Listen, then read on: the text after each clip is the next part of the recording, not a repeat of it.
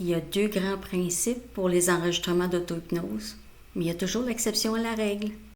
Il y a deux grands principes pour les enregistrements d'auto-hypnose. Je te mets un lien dans la description en bas.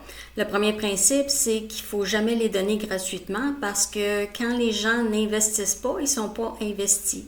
Donc, le fait de payer, que ce soit un petit montant ou un gros montant, ça fait que la personne est plus motivée.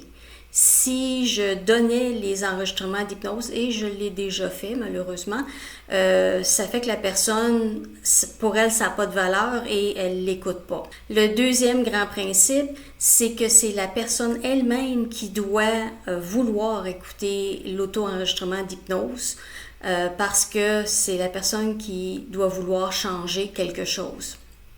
L'exception, parce que je t'ai promis une exception, c'est ma voisine qui est venue me voir en disant « Nathalie, tu fais des enregistrements d'auto-hypnose, donne-moi-en un pour mon mari, je veux qu'il arrête de fumer. » J'ai dit « C'est pas comme ça que ça fonctionne. » Puis si vous ne payez pas parce qu'elle n'avait pas l'intention de payer.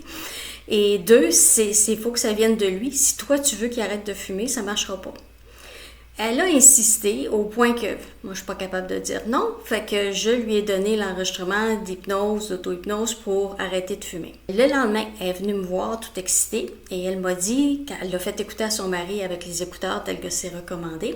Et il était assis, les bras croisés comme ça, donc barrés. Et il écoutait, mais il n'était pas content. Et le soir, elle s'est fait réveiller par un bruit dans la cuisine à 3 heures du matin.